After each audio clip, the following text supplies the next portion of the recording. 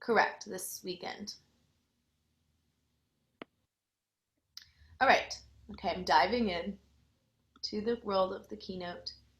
Just gonna make sure we left off. Okay.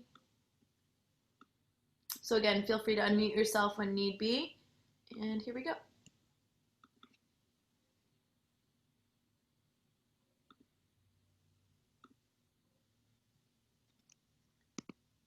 Oops. That was fun. Okay, we said that. Unhappy. Um, oh, this one was interesting. Okay, so 12% of employees actually leave. Only 12 are leaving because of money. Then I'm going to go through this part fast, so please pause me if you need me to, okay? American workers forfeited nearly 50% of their paid vacation, and nearly 10% take no vacation days at all because they have the fear, corporate employees have the fear of falling behind. And I will tell you firsthand, I know this. I told you where I work before in the corporate office, and I'll do body work. So I do an assisted stretching technique. It's almost like Thai massage on the employees. I was doing that obviously right not currently because of COVID. And I would have it almost turned into almost like a therapy session where the employees would be telling me how stressed they were, and I would ask them, "Don't you have vacation days? Why don't you take a vacation?" They're like, "Oh yeah, you're right. Oh, I can't do that." Literally, those were their answers, because they don't want to fall behind. So that's half of the corporate world being like, "Nope, I don't want to take vacation," which would really be a benefit to them. The study found that 2 out of every 5 employees suggested they've gained weight at their current job because of stress. So, and I have a friend who's a nutritionist, and it's also, and I go into this office and they take real great care of their employees and bring food. They actually bring breakfast, lunch, and sometimes dinner for them because they're there from like 7 a.m. to 7 p.m. sometimes. And they have awesome snacks and all the things that you could potentially want. And so you're stressed, you want to have a little dopamine drip, and what do? They gravitate towards their kitchen lounge, and then they'll just snack because they're stressed and they need to do something with that energy, and they want to feel good, and that's what food does for us. So we're seeing the impacts on so many levels of what's happening in the corporate office. Okay, the impacts of stress. So you see this face, you can see it in your students or clients or yourself's face, and someone was mentioning that earlier, you can like see it in their eyes. You can feel, if you're very empathetic, like myself, I could feel their stress. Literally, I'd walk into the office and I could just feel this cloud of stress coming at me. So also be mindful of if you're offering yoga, whether it's to your colleagues or you're going to a corporate office, to take care of yourself. So impacts of stress, poor sleep. So people are waking up in the middle of the night, they're having trouble falling asleep because their mind is racing about work. So take a moment and ask yourself, how is your sleep?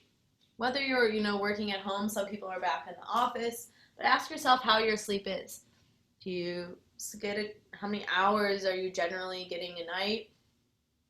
Is it restless? Is there moments where you feel having insomnia? And this work, as we're exploring giving this to corporate individuals, most of us were saying that we're in some regard spending time on our computers. So this can also impact us. And again, if you're asking me a question through chat, I cannot see it unless you unmute yourself and share. So headaches, muscle tension in your skull and your face, jaw tension. This is because your nervous system is so wound up tight that your shoulders start creeping up, the tension starts creeping up through your neck and through your skull and into your brain. You're staring at a screen like we talked about. Muscle aches, we talked about that too. Um, I don't know where that yellow came from, but it's there. I don't know how. Oh, did you guys see that? Or am I the only one? Weird. Okay. Somebody's annotating. Oh, okay. um, so when your job is toxic, it's that idea. If you took the restorative section with me or listen to that, we're constantly feeling as though a tiger is chasing us when there's definite stresses in life. But remember, the tiger, there's no tiger, right? Most of the time. Sometimes there is this, we need to fight or flight, but we are in overdrive of the fight or flight nervous system. And that's what's causing so much muscle tension and pain. And then the mental health decline. So in 2012, 279 studies talking about complaints of overeating and depression again in the corporate world. That to me, it just hurts my heart to think about people in this situation that are feeling the weight of the world, literally, physically on their shoulders, metaphorically, right? And how are we going to support them to live in better health? That's why we are here talking about all this. An increased frequency of illnesses. Chronic stress compromises your immune system, and it makes you more susceptible to being sick. It's a real situation, and our nervous system is really out of whack and needs care and compassion. So it's so essential to give it care and compassion, to slow down and to heal, or we're going to be unfortunately missing work because we're sick, and it's not out of choice of saying, hey, I want to go take a vacation. It's rather, I've literally worked myself sick that I can't go to work, right? So we're seeing the impacts of stress here. So it's kind of like the gunas with Rajas and Tamas. Yeah, can you explain more what you're picking up on that?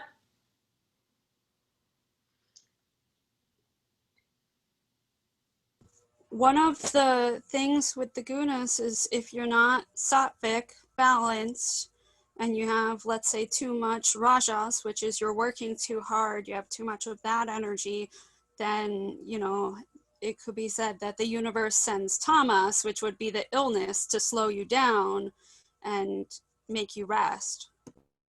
Exactly, you're totally right. So now we're seeing, this is the coolest part, because now we're seeing this ancient teaching, right, and comparing it to the anatomy and science behind this discovery now, and now we're seeing, oh wow, we can explain the science with this traditional teaching.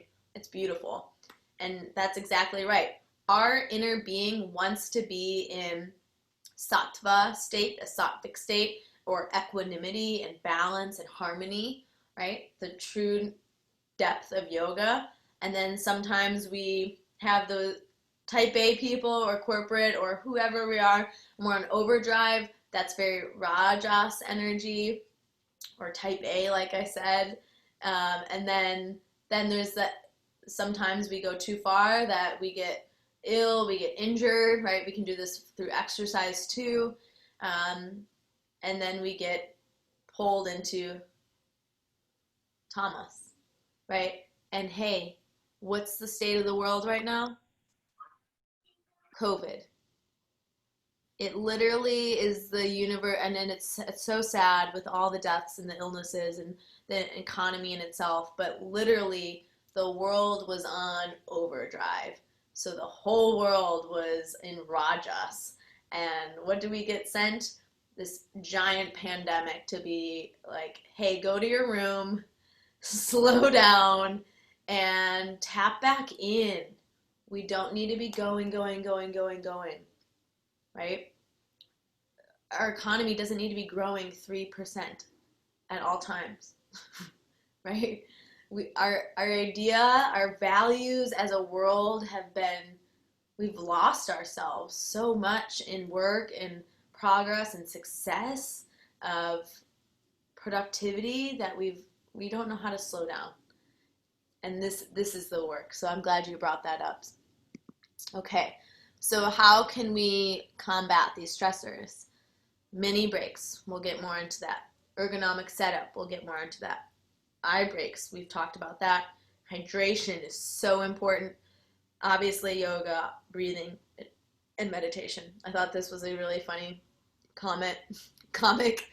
In your mind's browser, clear your cache. Now delete your history. Now navigate your way to a blank web page. I thought it was just excellent. So mini breaks. I'm curious. I forget your name. I think it was Ellen. Now I feel bad. You're in grad school if you want to say anything about this, but mini breaks. So sometimes clients will say, oh, I went to yoga today. But that doesn't, yes, it's great, but think, even if you did 45 minutes of yoga or an hour, you're still sitting for 8+ hours a day. So there needs to be movement throughout the day. Even if you have an Apple Watch or a phone or a timer on your computer every hour, I mean, ideally, but if that feels like too much, every 2 hours, set a timer. Literally, if it's just standing up, walking away from your computer, taking a sip of water, and coming back, it's going to do wonders for you. Again, we talked about less is more for accessibility purposes. So if you tell someone to do like every hour, go up and do this 10-minute sequence, that's going to feel like too much. They're going to feel like they're losing their productivity. Even though science has proven those mini breaks actually make us more productive and more focused. Ergonomic setup is key. I'll get to that in the next slides. Eye breaks. So every 30 minutes, closing your eyes. Same thing. Or if it's just that hour, closing your eyes and then look away from your computer screen, something far in the distance. So you are strengthening your eyes to look at something outside of the colors of your screen. And then you can even close your eyes, especially for your colleagues or your or clients, and just have them look to the left and to the right, back and forth a few times, up and down a few times, clockwise and counterclockwise. You have muscles in your eye sockets. They need to be used, right? Simple. Even if someone's doing that 3 times a day, that's going to be so beneficial for them. It doesn't need to be, right, super dogmatic of how often, but again, something with accessibility. Is there questions coming up? Yeah, I have a question. Hi, it's Marie Evangeline. You're talking about eye breaks and moving the eyes. I know that there's a couple of yogis. I think it was maybe Swami Shivananda. I'm not sure. Anyways, that do yoga for the eyes. Is that something that we could bring into the corporate world or like simplify in some way? Is that something you do with your clients? Yes, that's great. And again, I would just be mindful in terms of terminology. We don't need to quote unquote over yogify them, right? We don't need to Right. really bring in yoga terminology. Like even the gunas, we don't need to use these words, but we can say it in a modern way, right? So same with the eye breaks, yes. And even if they're just sitting in your say you have them for an hour, that you spend the last bit of practice after they've come up to sit in meditation, that you have even 3 to 5 minutes doing gentle eye exercises for them. That If they makes don't sense. feel Thanks. comfortable, yeah, they can just have their eyes closed. It's totally okay. Um, Great question. Hydrate. Okay, pause. How many around glasses or ounces of water have you had today? You don't need to answer, just take a moment, think about it.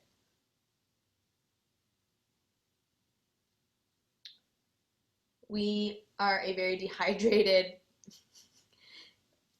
humankind, and we need to drink more water. We should at least be having half our body weight in ounces of water. So some of you are using different systems, so I don't know. I apologize. I can't calculate that for you. Is that per day? Like half our Per body day. weight in ounces per day? Yeah. Yeah. So say if you were 100 pounds, that would be 50 ounces. If you were 200 pounds, 100 ounces. So it can be a lot, but you're going to, yes, you'll have to use the bathroom more, but that's great because that also works into a mini break. You get away from your computer, your eyes are getting a break, you're hydrating, and you're getting some time to decompress. That is excellent. So instead of a smoker's break, you're just having more and more frequent urination, right? And then also be mindful of electrolytes are really important. Some people will add like Himalayan salt to their water to get electrolytes in as well. And that's just an average. If you need more water, if you're exercising more, you're going to need to drink more water. Yoga. So more and more we're seeing that yoga is being implemented. Yoga, breathing, and meditation are being implemented in schools, in sports, and in corporate. So it's going to continue to grow. So as you're in this training and you feel maybe overwhelmed with how am I going to get these jobs, you'll see it's just going to expand. It's just never feel like I'm not going to have a job after this. If you think more expansive in terms of what is possible and where you want to teach, it does not just need to be a studio. The jobs are endless. Literally, when I made the transition from school teaching, I definitely had fear of making that shift. My partner told me when I made that shift, you'll see in the next, he just said, right when I started, in the next year, you're going to be so busy, it's going to be hard for you to say no to things. And lo and behold, it is. And because people hear about you, and then so-and-so knows you work here, and you just never know. As long as you're walking in a place of alignment with your highest self and you really care about this work and you put yourself out there, and you might take some jobs, yoga jobs that maybe don't pay so well, but you get experience. It's just exposure, and it's going to help you feel more confident in your teaching, and you just never know. Who would have thought a private high school baseball player landed me this great, amazing job with this corporate office that I love teaching so much, and has really shifted my view of yoga. So you just never know. Okay.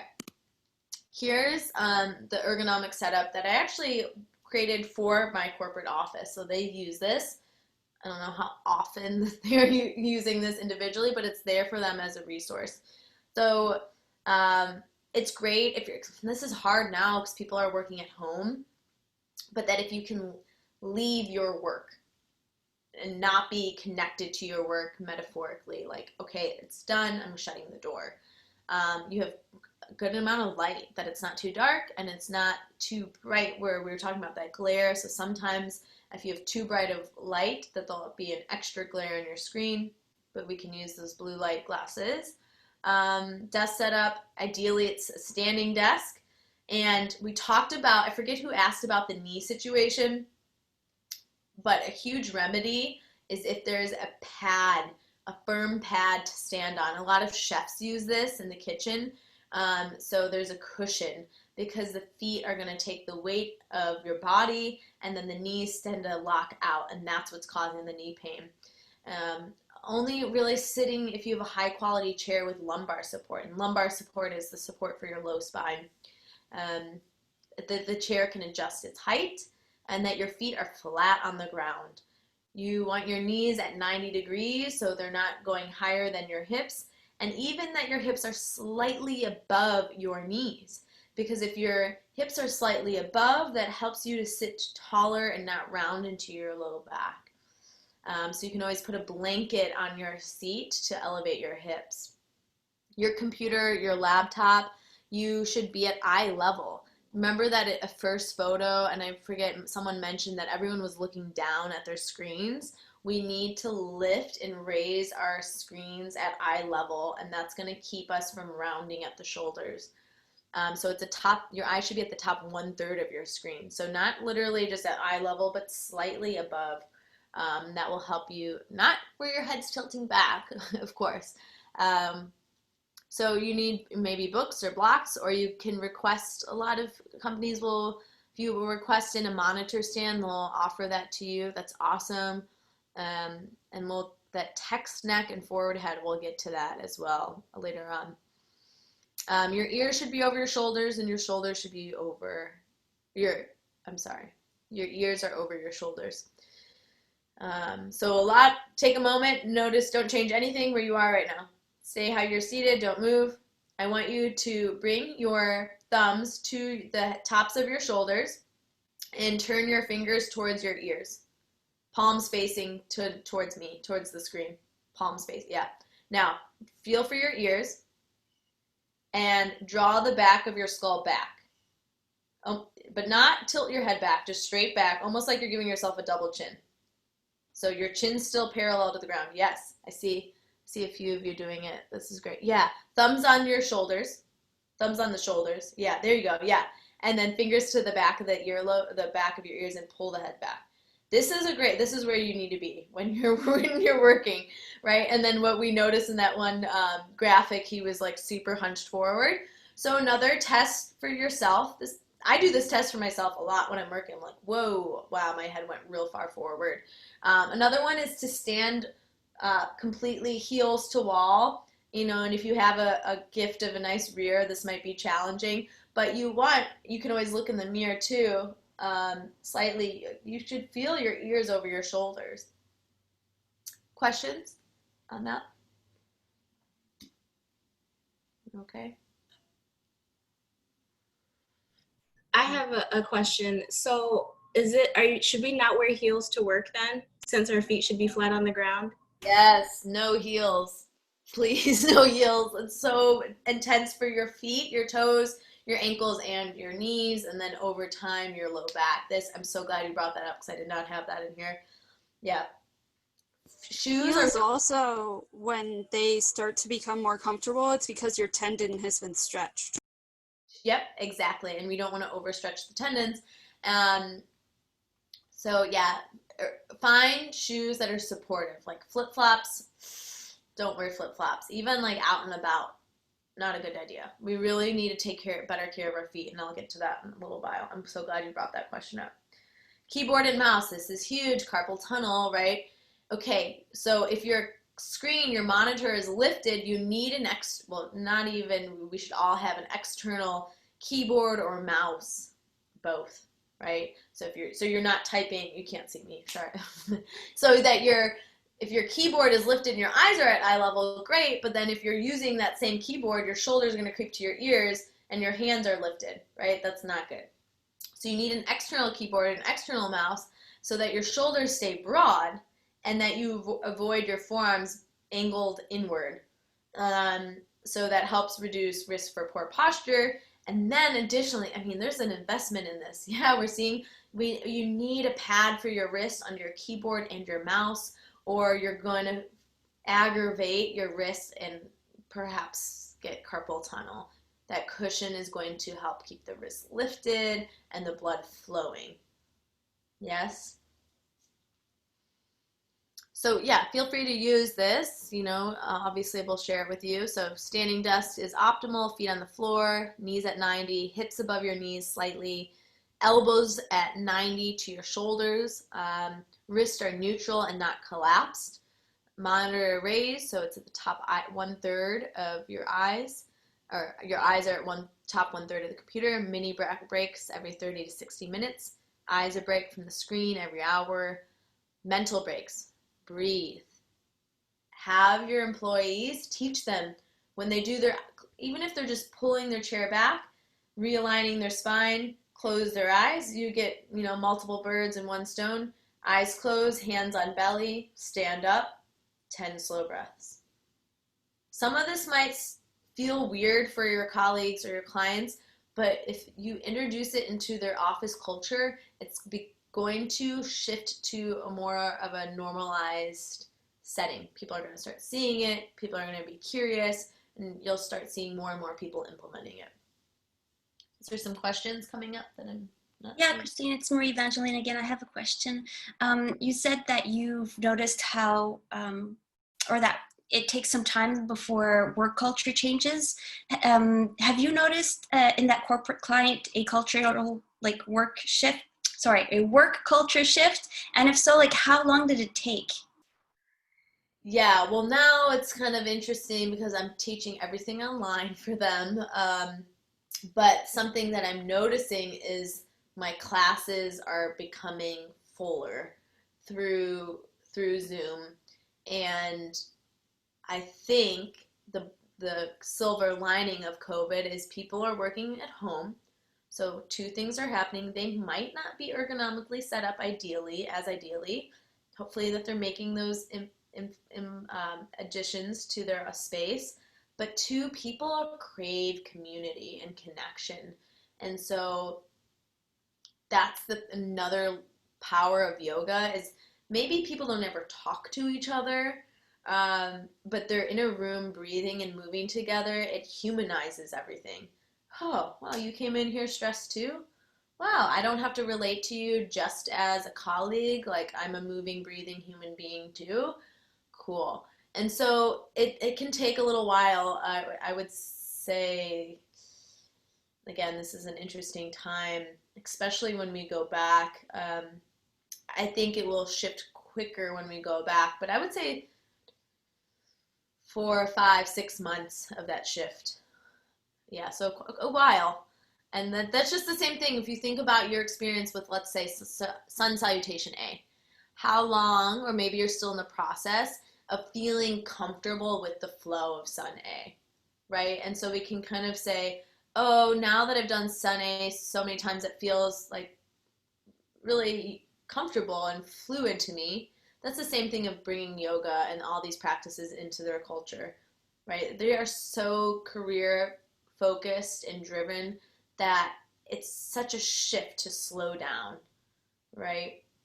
So just be patient with it. But that was a great question. Beautiful. So here is, okay, I will say the chair is obviously not ergonomically set up. This is my partner. Thank you. And you can see he's seated. He actually never sits ever for work. He doesn't even have a chair for work. He literally stands all the time. He is like ergonomic king of setup. But you can see his monitor is raised. His eyes are at screen level. You can see his ears are over his shoulders. He has an external keyboard and mouse. His wrists are elevated by a pad. His feet are flat on the floor. Obviously, that chair is not ideal because it's not a computer chair. And you can see his hips are slightly above his knees. There's a cushion under his hips to elevate there. So this is generally what you're looking for if your clients or you yourself are looking for a more ideal setup seated. And you can get those external monitor stands on Amazon even. And they're just called monitor stands, and you can change the length of the stand to suit you. Christine, I had a question. Have you seen those yoga balls that I've seen them in schools, and I've seen some of my actual coworkers invest in them? If you have seen them, what do you think about them? Would those be ergonomically correct as well, or would you recommend just like a regular chair?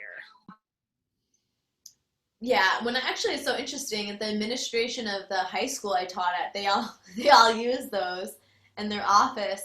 It's interesting. It's great because it also builds core stability and balance. So it's not just stagnant. So especially for someone like myself where I learn better moving, if I'm taking information in like you guys are right now, it's really hard for me to just buckle down and learn. So that has a benefit, definitely, especially in schools. But then it also can get exhausting because it requires more effort. So it'd be awesome if you had both, really. If you wanted to sit and have a chair and be able to stand, that might be amazing. Like, and you structure it in thirds throughout the day, could be awesome. Yeah. So I'm not against it. I just think it can't be the only way for 9 hours a day. Great. And I think it's excellent for kids. Definitely. Yeah? Question? Or For the yoga ball, my office gave them out. We had ergonomic consultants come in. and they recommended exactly what you said, that people think they can sit on them for like 4 hours straight, and that's not the goal, but also that a lot of people sit in them incorrectly. And so if you get one, then I would just recommend looking it up to make sure that you sit in it and build it up like 20 minutes at a time. And it's harder. If you sit in it correctly, it's actually much harder than you would think it would be. Yes, yes. I'm glad you brought that up. Yeah, and you really want to look like this in this image, still really proper in your posture, because what can happen is the ball shifts back and you lean forward, or you might still round in your spine. Because, I love the 20-minute. It is really, it's great because it is building your core muscles, and if you're sitting all day, those muscles aren't getting the stabilization that they need. So little by little. Okay, then standing. You can't see his legs here. Standing. Obviously, this is a different point in time. Eyes are at screen level. Ears are over shoulders. Same thing. Elbows are 90. External mouse with neutral wrist. I shifted to standing, and it has been game changer in terms of like my focus. And also, this is another that's great. Again, those mini movement breaks for me, I'm standing, great. I can do slow like butt kicks just to wake up my quads, not fast. I can do some squats just to open my hips. I can do a lateral, like a crescent really quickly. I can roll my shoulders easily. I'm standing so it's easier to move, right, and get that movement in, and I don't feel as sedentary.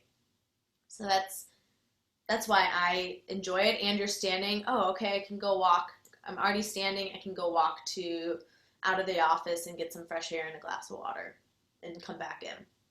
You're not as glued to your station when you're standing. But again, I didn't have this on here, but it's ideal that you either have really supportive shoes or you have a pad with your feet to have that support, or your knees, your ankles, and your feet are going to feel it.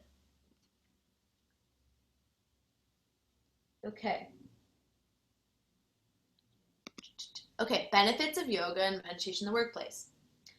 Decline in stress-related sick occurrences. Huge, because what? Then your office is getting more productivity out of your employees, which they definitely want, and you have healthier colleagues, you have a healthier office, and with health is going to become internal wealth. Oh, I feel better about myself. I don't feel as run down. Better concentration, better decision-making skills, ability to multitask, which multitasking has many studies done. Is it really possible to fully, completely multitask? I don't know. Yes, we can drink water and listen, but multitask on the level of corporate responsibilities, that's another. Improves employee alertness. Yes, ability to react more calmly in demanding situations. Huge. Relief of head, neck, back strain, carpal tunnel, insomnia, high blood pressure, work-related injuries from repetitive motion. That's amazing just by adding in yoga and meditation in the workplace. It changes the environment. Enhance employee attitude and outlook. I will say, since I've come in, they used to have Pilates there and no one was taking advantage of it. Since I've come in, well, now I'm not really in the office, but every time I came in, they were so excited to get to yoga. Like literally, they were like in their yoga clothes. They had showers in their office, and since these people are there all the time, and they would be there ready and early. They would like lay down in shavasana, just ready to unwind. You could see their mood change, and even their energy between the employees shifted, because a lot of them weren't connecting with all the same employees because they're generally glued to their computer and their workstation next to like 3-5 people, and now they're getting to experience and connect with other employees. Awesome. So it's increasing the community of the work environment. Overall well-being is increasing, which reduces your employee turnover. So these are all things, if you're interested in sharing or trying to connect with a corporate office, these are all awesome things to share with them. and to let them know that these are the benefits of what's going to happen in the workforce. Yeah, is there a question that popped up? Will this information be available? Like, are we allowed to borrow this presentation if we were going to pitch ourselves to a corporate office? Yes, but I would not have it as long. They're from what I've learned, they have in mind that this is at the lowest part of their totem pole in terms of what they want to bring in. Even though they might feel like they need to bring it in, whoever you're pitching it to, it needs to be short and succinct. So take this, but you don't want it to be as lofty, because they're going to give you maybe 15, maybe 30 minutes. And honestly, in that, if you get a 30-minute window with them, instead of just showing them this whole presentation, get them moving, get them experiencing what you're going to offer. Even if it's a 15-minute gentle movement, a breath, little bit of centering or meditation. If they have the experience, they're going to feel the benefit, and they're going to be more interested and likely to invite you in. So and Christine, this will be on the Facebook page soon, this presentation? yes, I believe that's where they put them. That's great. I'll double check with Michelle as where these recordings go. But yes, utilize it. Please bring yoga into all the offices. It will change us, right? And not just, it's not yoga just for yogis anymore. It's yoga for everyone. And that's really how we're going to see the impact, right, and continue to grow. Okay, questions before we dive into this? Anatomy? Okay.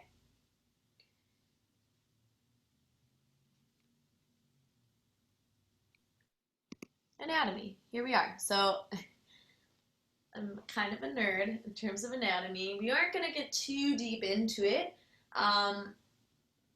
because of time, but just so you have some understanding of what's going on. So here we are, half the skeleton is with muscles and half the skeleton is just a skeleton. This app, and you'll see, okay, now we have so the first slide was what we call the anterior view. So that's the front view of what we're looking at. Now we're looking at the back of the skeleton. This is the posterior view.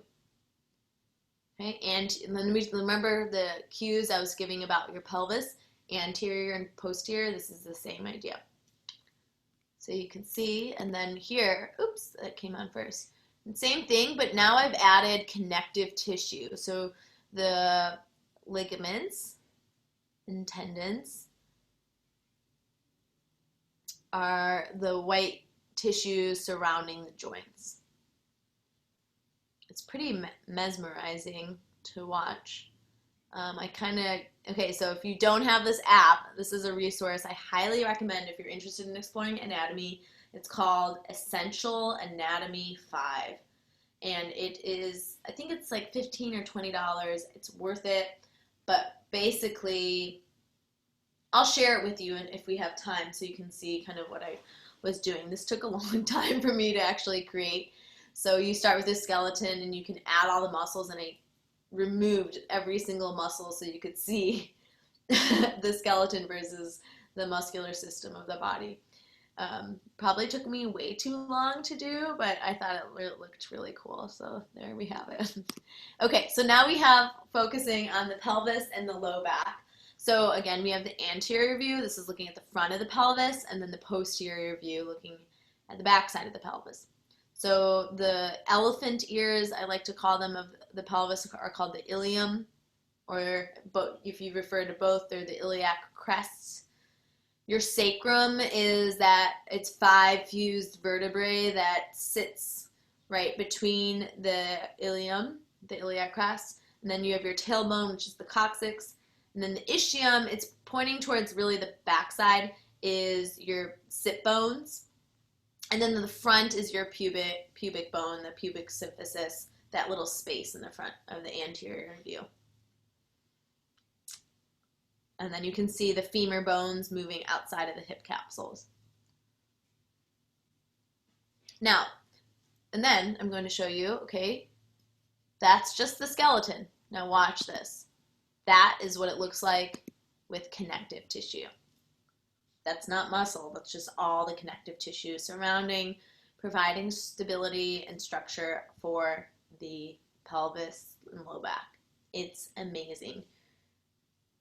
It's kind of miraculous if you ask me how everything gets together so beautifully.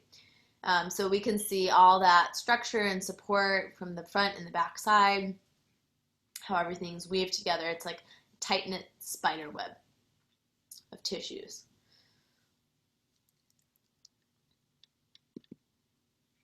Okay, is there a question? No?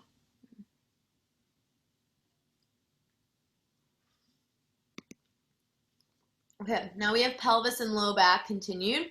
So in the first image, the highlighted muscle, this is the front of the body. This is your psoas that connects on your spinal column, your vertebrae, and wraps in front of the ilium, right, in front of those elephant ears, over the front of the pelvis, and attaches to the inside of the femur bone.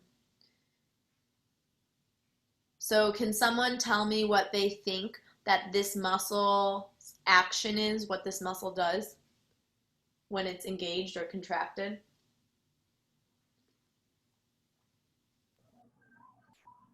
It helps you walk. Lifts the leg. Mm-hmm. Yes, it definitely helps you walk. And it stabilizes your body. Stabilize, yep. Hip flexion. Hip flexion, yes. So that, what Shane is talking about, is it's moving the thigh bone up towards your chest, or your chest down towards your thigh bone. Also lateral rotation. Yes, yep. Moving side to side. So the main thing I want to focus on is the hip flexion, because what are we all doing right now? We're seated. So that means that muscle is engaged. Even though it doesn't feel engaged, it's making that movement accessible that we're sitting. Again, it's not the only muscle that's doing that, but it is. I'm going to focus on this muscle. Then to the right of this image, we have the back side view, the posterior view of the hamstrings. There are 3 hamstrings. I couldn't highlight them. It only allows me, the program only allows me to highlight one at a time. But there are 3. You can see, again, it's the back side. They're connected at the top towards the ischium, which is the sit bone of the pelvis, and then connect at different portions of the knee. So they work on flexion of the knee, meaning pulling your heel towards your glute, right? And then you can feel them stretch when you have your leg extended. So when we're sitting, we're sedentary, those muscles get pretty tight because we're not moving. And then the psoas, not actively but passively, is engaged. So what we get is a chronically tight psoas and chronically tight hamstrings. This pair together tight is problematic because that means we have the tendency to sit with a rounded spine even more. Because if the psoas is working on flexion, it's pulling our torso towards our thighs, and then the hamstrings are tight. They're pulling on the sit bones, and tucking your pelvis underneath you. So here we go. Mind if I ask a question? This is Tiff. Hi, yes. Okay, so I recently started TRE, tension release exercise. I have some trauma in my life that I'm trying to release. So she mentioned a lot about the psoas muscle and helping to open that, or I guess release some of that. So I guess essentially PTSD and other traumas, is that mostly found in the psoas like area? Is that where that can be held, and why so many people struggle with opening that up? Great question. So some will refer to the psoas as the muscle of the soul, or the muscles of the soul. And also I want to let you know, I highlighted just one side. You can see that there's two, I hope, right? I'm just highlighting one. So if you think about it, if the psoas is contracted and flexed, that means that the torso, right, is pulling us forward. The psoas pulls the spine forwards, increasing the rounding of the low back, which makes us feel protected and safe, right? So when we open the psoas, the front body and the chest and everything, that's very vulnerable, especially if you think of where the psoas is. It's pretty close to our fertility organs, yeah? And so that's additionally why it can be so activating for people, as well as such a powerful release. Okay, since we are on this, I'm going to pause this real quick because I'm going to show you let's see. Now can you guys see me, I think? Does it matter if you don't have a psoas minor? What do you mean? Do you not have a psoas minor? No, I have no idea. But in the video that was included in the 200 hour, it says that, 30% or some odd percent of people don't have a psoas minor. Yeah, so hold on one second. Let me try to get you guys. Why can't I get you? Hey, what's going on? Sorry, this is kind of annoying. Why can't I? So yes, but the main movement is the psoas major. So it's just, I mean, when you're born, some people will be like, oh, I can't get my hips open enough. I want to be able to see you guys.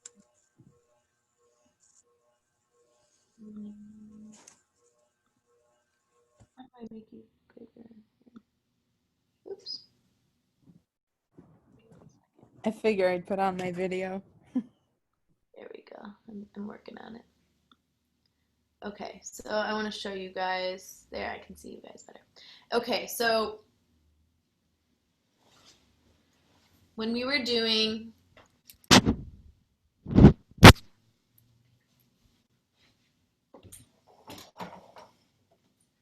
someone brought up lateral rotation.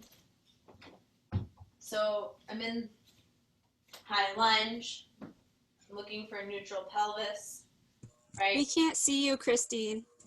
Oh, you can't? Am I not sharing my screen? Thanks.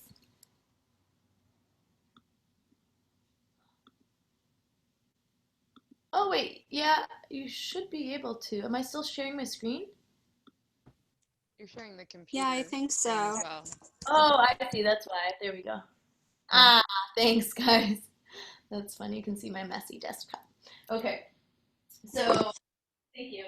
So, I'm in high lunge, neutral pelvis, and okay, we have our psoas. I'm lengthening the right side of my psoas, hand to thigh. We did this with the knee on the ground, reaching up and over, or hand behind your head, but hugging the left hip crease back to lengthen the front of the body. Right? It's directly counteracting being in a seat. Like, I can feel it. It's so deep and intense. It feels amazing. Same thing with lateral movement, creating an upward energy and then up and over. So you're lengthening those muscle fibers. And then, I know I'm going through this quickly, but I want to show you, this might be, this is, okay, one of my favorite ways to release my psoas, but I don't recommend it if you have tender knees. Any knee complications, this is going to probably be too much. So, let's see, I'm trying to get this light in here. Can you guys see me okay? So, Yeah. I'll try to explain. I have my legs up. I'm going to bend my right knee. I'm taking my left hand, I'm grabbing the top of my right foot, and I'm lowering my right thigh and right knee towards the earth. I'm going to release, bring both hands on my left shin, and draw my left knee into my chest. Oh my gosh, it's amazing. Like, it's all lengthening through. Yes, a little bit of my quad, but right into my psoas.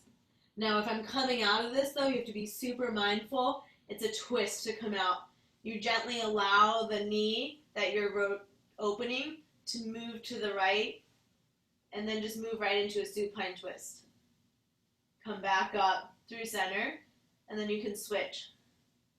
I'm bending the left knee, reaching my hand, right hand, to take the left foot. I lower the left outer thigh. You can see this lengthening. This can be enough for some people. And then maybe drawing knee to chest. Whew, it's intense. Lots of breath here. And then when I come out, I lean to the left. I bring my knee with me to the left. And then I open up for a twist. Come back out. Anytime you come out of a twist, strong core back through center. Then you can even reset with a bridge pose. You're lengthening the psoas here. Now, if your knees are tender, one knee to chest, it can be beneficial and help. It's just not going to be as much. Now, some teachers will teach a block under the sacrum doing that same work. It's okay if it doesn't cause any pain or discomfort in the low back. Obviously, if it does, we don't want to do that. You tried it, Emma? Cool. Thank you very much for showing me that. I'm going to try that a little bit later. Yeah, please do. I mean, I do that almost every day, and I cycle a lot, so my hip flexors get pretty tight, and that just opens all those tissues back up. Yay! Oh, I'm so glad. So again, it's an amazing pose. You just have to be mindful for people who have tender knees. So yes, Denise, just be careful with that one. Okay. So, yes. That explains why when you're in that position, sometimes you can cry because it's opening up the release. Because as women, I know one yoga teacher told me that as women, we hold our emotions there. Yep. And so when you open that up, or when you open your heart up, you tend to like have an emotional breakthrough from that. Yep, definitely. And that can happen with full wheel too. So again, I just showed you that cold. Just be mindful that you've warmed up enough, because what a movement-based practice does is it moves the stagnant energy first. And then when you come to the end of a practice, things become slower and longer holds. So all that energy has to go somewhere, and then you sit with it, and then that's when you sometimes have realizations or insights or full releases or very grounding or very emotional highs come up. So it can happen even if you're not doing hip opening and you're just slowing down. I mean, people even experience that just in Shavasana, because how often are we giving ourselves, one, time to slow down, and two, in Shavasana, especially if a teacher is holding space for us, we feel held. Someone is gearing us to relax in a safe place with a certain amount of time that we don't have to think about, because now we're allowing everything just to like bubble up to the surface. That's why yoga is so powerful, right? It's not just the physical, that's just the tip of the iceberg. Okay. Yes. What do we call that move? There isn't a real name for it. I just call it a psoas release. Yes, it definitely is. It's pretty powerful. And Denise, you could try that mindfully with having a blanket under that knee, so it's more lifted. And you could also, it'll take a little bit more work, but you could put a blanket and wedge it between your calf and your thigh, so there's a little bit more support.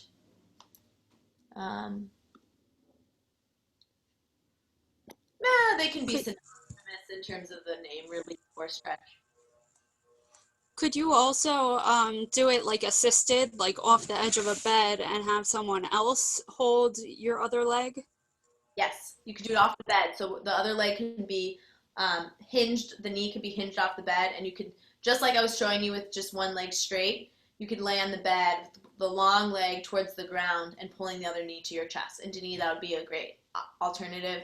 Obviously, if you're teaching a class, you don't really have that option. But that's great. And then for people who are really tight, warm up, even if it's just holding your heel to your glute, right? Opening the quad, but take the time to make sure that they have had adequate prep for their body. I hope this is helpful for you guys. Okay, so I'm going to go back into sharing my screen, so you'll have to let me know. You can see my crazy. Oh, that's not what I wanted. Whoa. I have a quick question while you pull that back up. I threw it in the tab, but I don't think you saw it. But could you talk to the difference between stretch and release? Sometimes, you have runners come to your class and they really want to stretch their psoas because they've been just getting off a 13-mile run, and it's actually just irritated from the repetitive motion of running. And stretching isn't always necessarily the best thing, especially when it's like tight and it's shortened. But can you talk to any difference there or thoughts about that? Yeah, so sometimes people feel like they need to, yes, stretch, and they actually need to strengthen their muscles first. And there is a technique. Oh, shoot, I'm sharing this and I forgot to hide you guys. Hold on. Technology. Here we go. Come on. There we go. So there's a technique called PNF, and I had you guys do that technique actually when we were laying on our back, when we were stretching, quote unquote, the hamstrings. I had you resist the stretch first. Do you guys remember that? You're holding the back of your hamstring and you're trying to resist the stretch, and then you were able to go a little bit further into it. That's called proprioceptive neuromuscular facilitation. So this is really great, really for anyone, especially athletes and corporate individuals, but again, anyone. So you slightly stretch, then you strengthen by isometrically resisting. An isometric contraction is in a bicep curl, right? It's just a holding or hugging of the muscle and resisting into something so that the muscle feels engaged. Then when you go and stretch it, it can actually release more naturally without force. Does that make sense? Yeah, it does make sense. I think my question is more like, is it always appropriate to think about stretching even after PNF and going deeper into a stretch as like the appropriate solution to an irritated psoas or any other muscle? Because I think I've heard release used differently. For example, if you go to a massage therapist and they want to release your psoas, there's more of like a pin, but without a stretch, or just acupressure versus actually lengthening the muscle. Yeah. So I was just kind of curious about the differences and how that could be incorporated into yoga. Yeah. So release, what I'm hearing more in terms of the yoga verbiage of it, is more of an emotional release. And, it gets tricky because you don't know exactly. That's why there's such beauty of working in smaller groups or one-on-one, because you can really get to know the client and what's going on in their physical body. Whereas in a public class or a bigger group, you don't actually know, nor do you have the time to really know, do they really need to strengthen or stretch, quote unquote, these muscle groups? That is why my classes, when I teach, are generally always a full body combination of strengthening and lengthening muscles. It is never, let's just open the whole body up. It is never, let's just power through. And it's always, the focus is always geared to counteract. So I strengthen this muscle group. Now I want to lengthen this muscle group. So the generalization of hopefully bringing the general public that's in the class back to balance. Again, it's that same answer of one size doesn't fit all. So that's why it gets a little tricky. That's a great question. Yeah, to kind of like think about it in another way, sometimes, you know, if you do a lot of low back exercises, your QLs turn on and your erector spinae turn on, and they do a lot of the work. Maybe people that have weaker cores, that tends to be even overemphasized, and it can really lead to a strained low back. And so people think, you know, the erector spinae being responsible for extending the hips, then we take them to flexion to stretch the low back muscles when the low back muscles are already strained. So personally, when I have low back pain, what feels really nice to me is to go into muscle shortening that is not under tension. So not doing like a standing back bend, but like a Sphinx pose, and allowing the erector spinae muscles to sit and be shortened for a period of time for them to quote unquote release. Yeah, and I would almost put that under the umbrella of PNF, but there is no real resistance. But that is it, because a lot of times we think, oh, this is sore, I need to stretch it. But like, for example, a lot of, like you said, low back, but a lot of, we'll get to it. I'll hold off on it. So I'll show you in a second. So we talked about this. I'll come back to your question. It will pop back up a few times.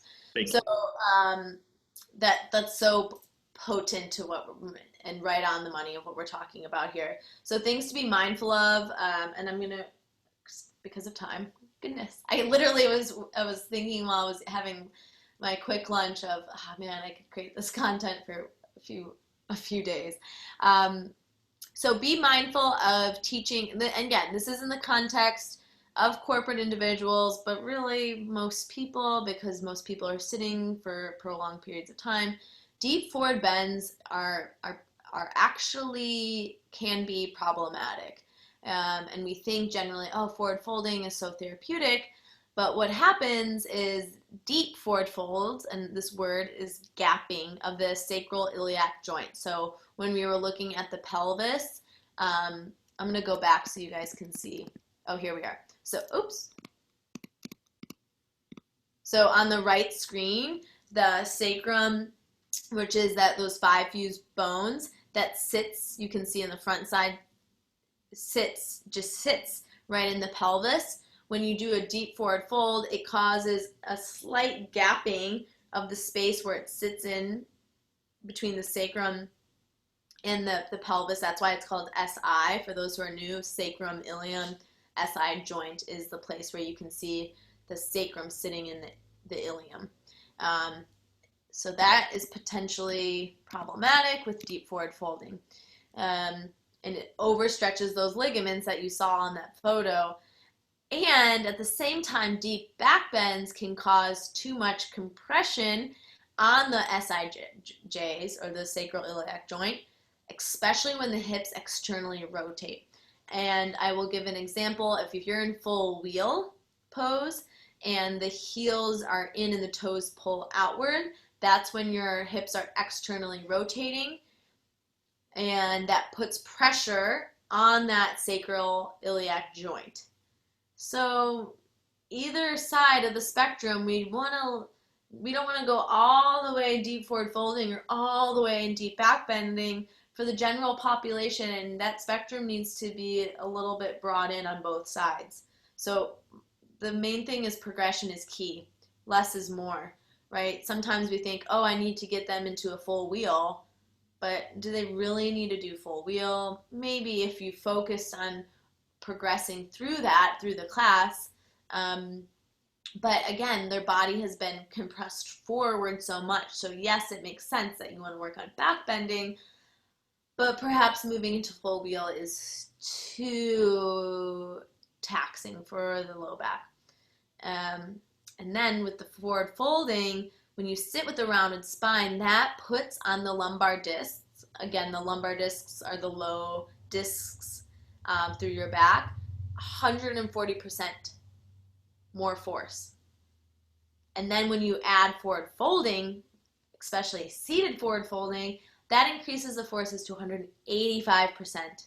And remember, if your students are, especially in the corporate world, they've already been seated and perhaps they haven't been propped up with proper posture, so those discs are already in a forward fold most of the day, and then we're exaggerating that even more. So yes, forward folding is really down regulating for the nervous system, but to be mindful that it can also be quite taxing on the discs themselves. And please be mindful, especially forward folding in the beginning of a class, not the best.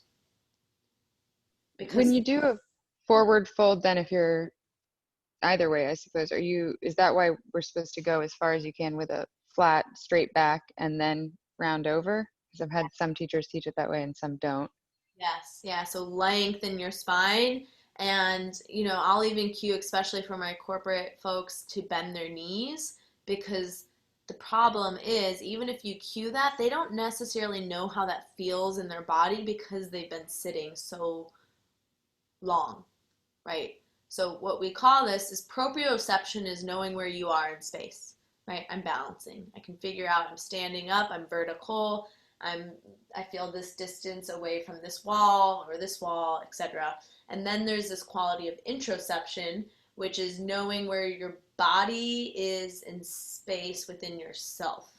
So that's why in the beginning of yoga, these cues of, let's say, three-legged downward dog, and I'm cueing, I have to unshare the screen so you guys can see me. Okay, let's see here, so you can see me. Okay, so three-legged downward dog, and I saw this still today, and it's okay, but it's very common. This is just an example of what I mean by, it's a blend of proprioception and interoception. So I say three-legged dog, keep a neutral pelvis, and what I see a lot happen is this hip rotates out. You guys see that? What we really want is neutral pelvis, toes down. And the cue I was giving was wrap your inner thigh of the lifted leg up to the sky and soften the outer right hip down slightly. And those cues, we can hear them, but to internalize them and then apply them to our own body, that's a skill in itself of the practice. So be mindful when you're teaching. You might try to cue them. You see something that's not correct and you want to help them. But remember, their brain is still shifting from working to now I'm focusing on my body, which I feel so disconnected to.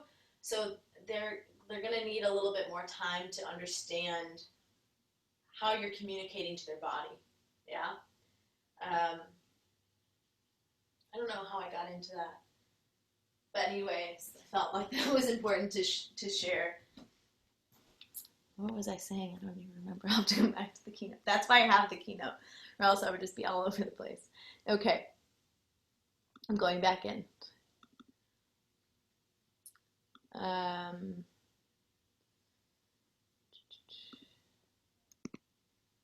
Okay.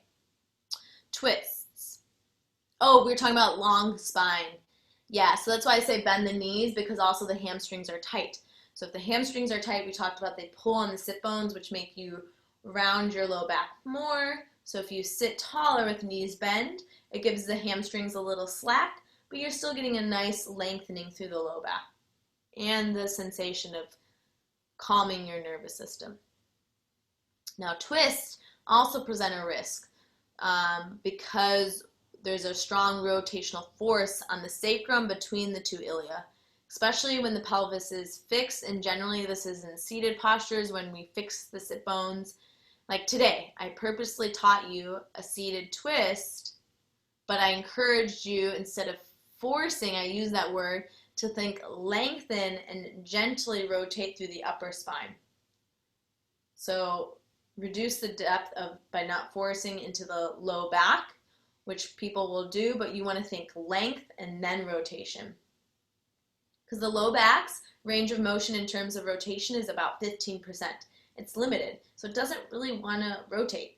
The low back is there, yes, it wants to get some rotation, but not as much as we're generally teaching or pushing on our students verbally. And then again, that same, I was working with Anita, that strong core and deep core muscles are going to help support and stabilize your low back. Another, Oh, go ahead. So do you recommend when sequencing a class to start then mainly on the coronal plane?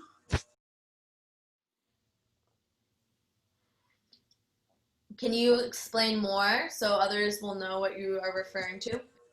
Sure. I just mean, do you, if you start with more of a moving class where you're not on the ground and it's not seated, do you suggest more forward and back movement on the mat? So like going more into warriors and things like that and vinyasas, than just doing deeper forward bends if that's one of the goals for some reason?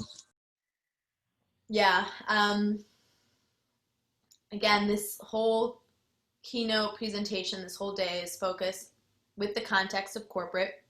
I'm not saying forward folding is bad. I'm just saying to be mindful that most of our corporate folks are already seated all day, so they don't necessarily need it more.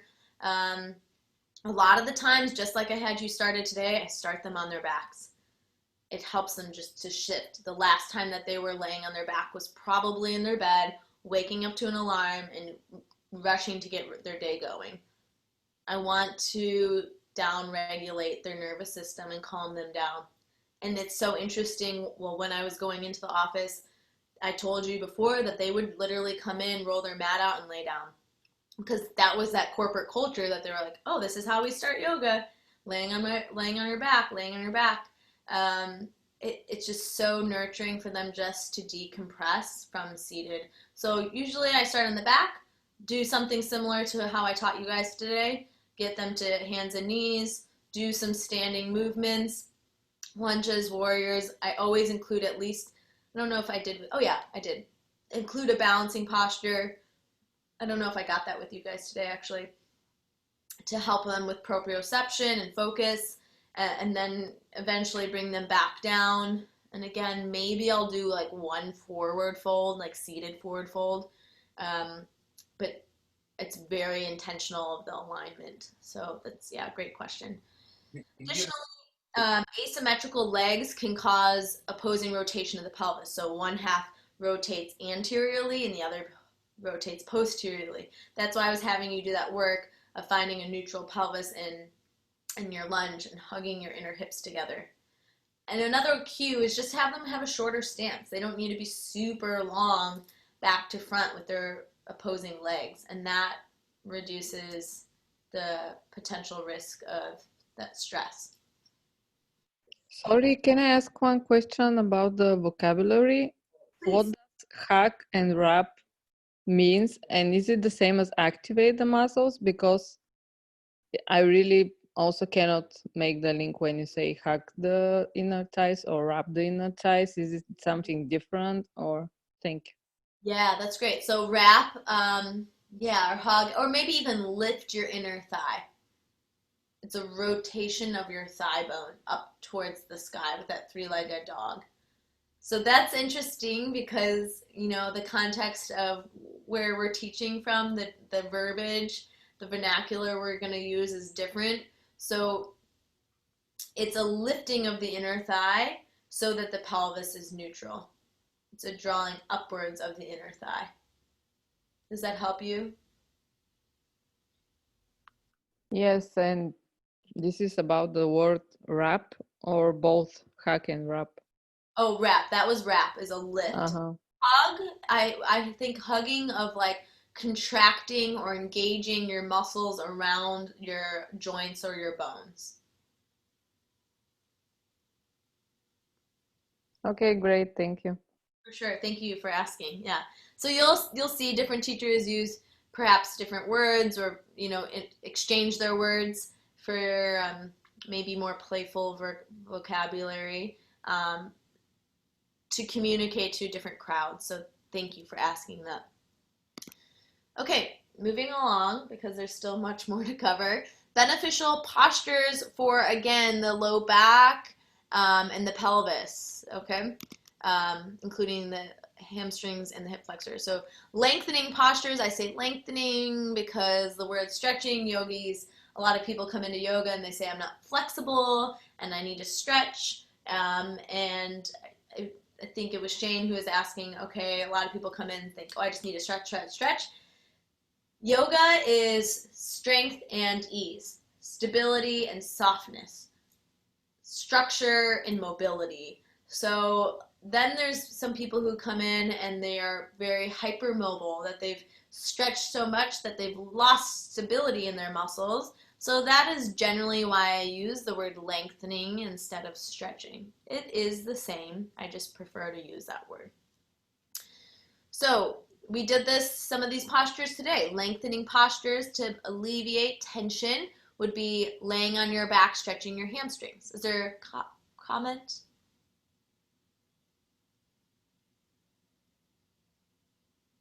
Okay. Supine stretch of your hamstrings. So anytime you see the word supine, that means laying on your back. Supine knee to chest. So I was showing that to lengthen the long leg hip flexor. At the same time, you're compressing one knee to the chest. Gentle supine twist. Lengthening the muscle when you're twisting your knees to the left. You're lengthening the outer hip muscles. Apanasana is wind relieving. We did that right in the beginning. So your hands were on your knees, you're on your back, and you're drawing your knees in and out of your chest with your breath. Really beneficial to release, I'll use that word again, to lengthen the low back tissues and to reset the pelvis. Feel free to comment or share out loud.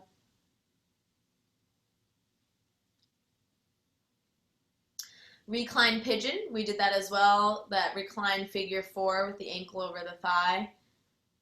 Again, the reason why these are so beneficial for corporate individuals is because the back body is supported.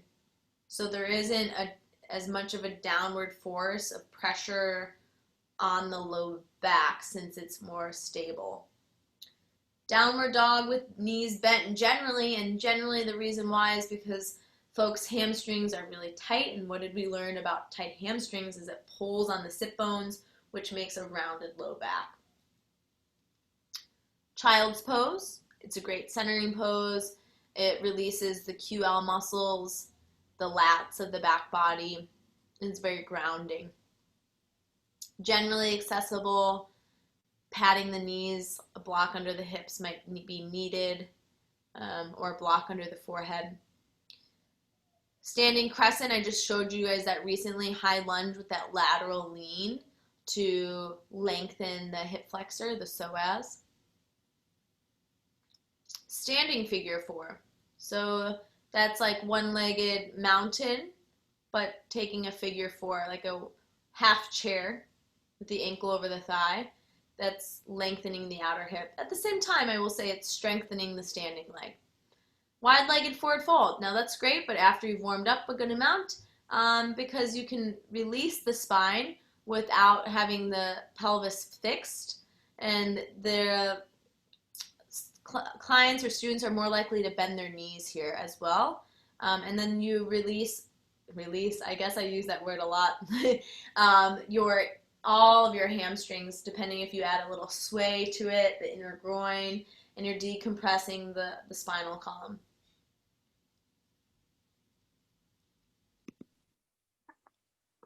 Was there a question? Yeah, I'm sorry. On the last one, the apanasana. I think I missed it. My daughter dropped the knife, and I don't know what happened. So if you were here this morning, it was laying on your back, and your palms were on your knees, and you were just drawing your knees in and out of your chest with your breath. So your inhale, you gently push your knees forward, and as you exhale, you draw your knees to your chest with your elbows bending. Oh, okay. Okay, thank you. I'll show it afterwards as well, if you remind me. That one is just so great. It's really calming, and additionally, it's great for your digestive system. So I know it sounds silly, but if you have gas, or your kid has gas, or someone you know needs some relief, it's really great. That's why it's called wind relieving. Oh, okay, like what I did with my kids when they were babies, and you do their legs in and out, to get the gas. Yeah, that's exactly it. That's exactly it. It works wonders. Right. I still do it. Okay, stabilizing postures. So Tadasana, I talked about strong legs, neutral pelvis, and then that cue. Some people find it really relieving for their sacrum to think about pushing your feet down and out into the ground. So you're creating more space for the low back to open. Same thing with chair pose, that same cue. I practice and teach Tadasana, mountain pose, and chair with feet hip width apart. It's generally more accessible for the average body. So there's some things in the traditional practices of yoga that were taught to a culture and generation that had already very open hips, right? And now our culture does not have very open hips, right? So teach to the general public. Warrior 1, Warrior 2, they're great stabilizing as long as you are, I'll say that word, hugging but contracting, engaging your legs and your glutes, and finding that knitting of the rib cage in, that pubic bone to belly button to have a stable core. Bridge pose on your back is so great. We were talking about that, strengthening your glutes, strengthening the low back, and creating some length in the low back as well. Can I ask a question about chair really quick? Yes, please. Are we aiming for a completely flat back? I've had teachers teach it differently as well, where you want that curve in the lumbar slightly in chair, but then are we supposed to be having people energetically visualize like a reverse curve so that they're getting it really flat? Or could you just give me your thoughts on that? Yeah, this is great. This is really, it's interesting because so many teachers have different perspectives on that. You don't want to, it's that neutral pelvis we're looking for. So we don't want the pelvis to be tucking under and rounding the low back, but at the same time, we don't want to accentuate the low back curve either. So there's going to be a soft curve in the low back, but keeping the core engaged is going to provide stability for the low back. Does that help? Yes, that does. I think the key for it's almost in every pose, the core engaged. I find myself teaching that. Yeah. When I teach, I say keep your lower, hug your lower abs in on every pose because that's how you protect your lower back. I feel repetitive, but it makes such a big difference. Yeah, and anything that's important is worth repeating. So even if it feels redundant for you, they might not hear you and internalize that until class number 8 with you. So just keep on doing that. And just, I think the biggest thing is we have to learn to watch our clients and our students. And yes, it's through Zoom right now, so it's a different world of teaching while you're practicing while you're teaching, and it gets a little funky, so that's hard. That's why like asana clinics are really nice to actually watch individuals move and make those micro adjustments. So great question. I would have to like see you and compare some folks with each other, and hopefully we will have that soon. Same thing with Warrior 1 and Warrior 2. There's a tendency where the buttocks will flare out a lot, and that puts pressure on the SI. We want to have the neutral curve, but again, the ribs knit in, the low abdomen pulls in. It doesn't need to be really long. Bridge, strengthening the low back. That same idea. Here we go. Locust pose is so great for stabilizing the low back, and because it's not just going in, I need to stretch, I need to stretch, I need to stretch. Those muscles generally get what's called locked long. And locked long is they're overstretched and they need stability first. Tree pose is great. You build strength in the standing leg. You are giving a gentle opening of the hips, and you're also helping the clients to focus, not on a computer screen, something out in front of them. Warrior 3, neutral pelvis though. So if the leg doesn't lift as high as an image that you might see on Instagram, but aim to have that neutral pelvis. So as almost like you could balance a cup on the low back. Goddess Being mindful, but engaging the glutes to gently open the hips. Because the glutes need to be strengthened is very important. That alleviates a lot of tension in the knees. So going back to the knees, stronger glutes provides more of a lift on the knees, so there's not that downward force of gravity. Okay, this is fun. Upper back and neck. So we're looking at the back of the body, the neck, and the upper back. There's 7 vertebrae for the neck, and there's 12 for the upper back. The image doesn't show all 12 vertebrae for the upper back, but so you can see the progression here. This took a little time to create, but I'll show you guys. It's just the skeleton with connective tissue. Okay, now it's just going to add muscles slowly over time, so you can see the intricacies of the muscles. It's fascinating. Okay, here we go. Next round. You can see in the skull, along the spine line, between the vertebrae, between the transverse processes of the vertebrae, between the rib cage, adding on more structure, more support from skull to spine, adding more. Again, this is not even done. Adding more. Those are the rhomboids, going more horizontally, the scalenes. We're deeper. The ones through the shoulders are the sternocleidomastoid, which help rotate and laterally move the head. More. And then that's the most superficial muscle, your trapezius. So you can see, I'll go backwards again. So this is most superficial, closest to the skin. Oh, it starts over. Sorry. And you can see the addition. Tiny little intricate muscles. Oops. It's fascinating. There we go.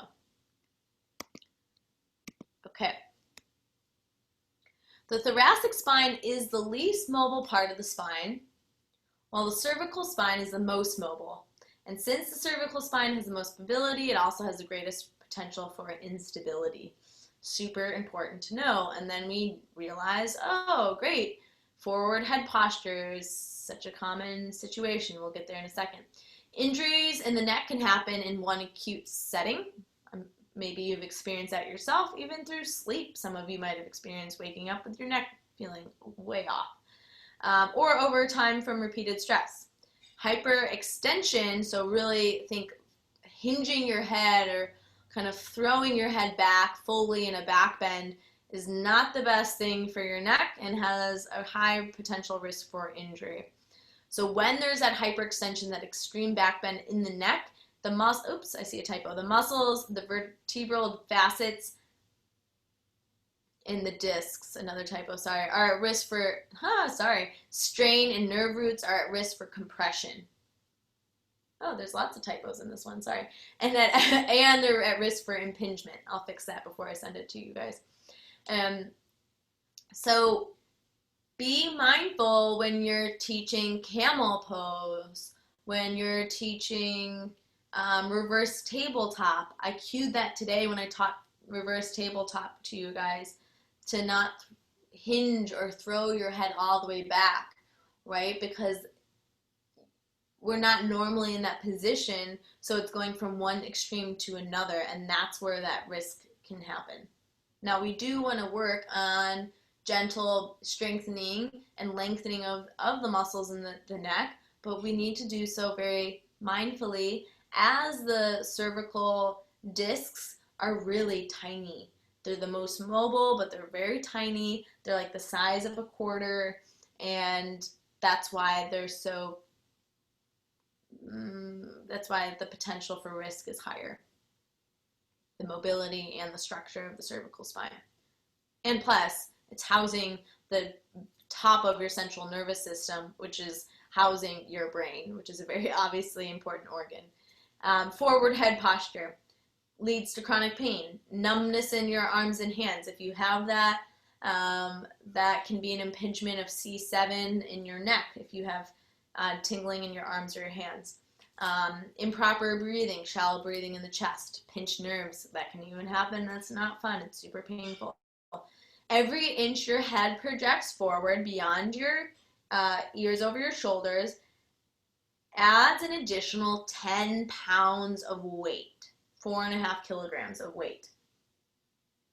So no wonder why there's so much tension in our neck and our shoulders, right? And nerve pain, because our head isn't supposed to go forward like that.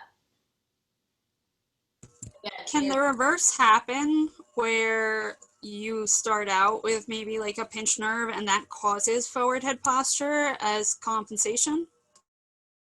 Yeah, I'd be curious though where that pinched nerve came from, right? It's like the chicken and the egg situation. Are you talking about yourself?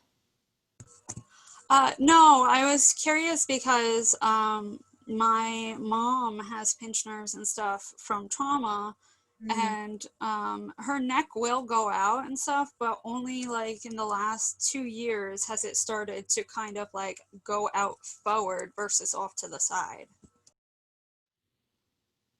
Yeah, I would have to see her and how she's compensating, because we do an amazing job of trying to hide our pain because it's vulnerable.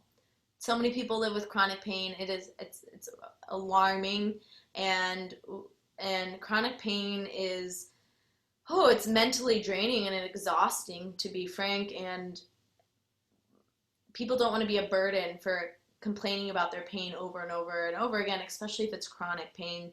So I would need to see what she's doing and how she's trying to navigate that, and I would need a little bit more of what actually happened to her situation.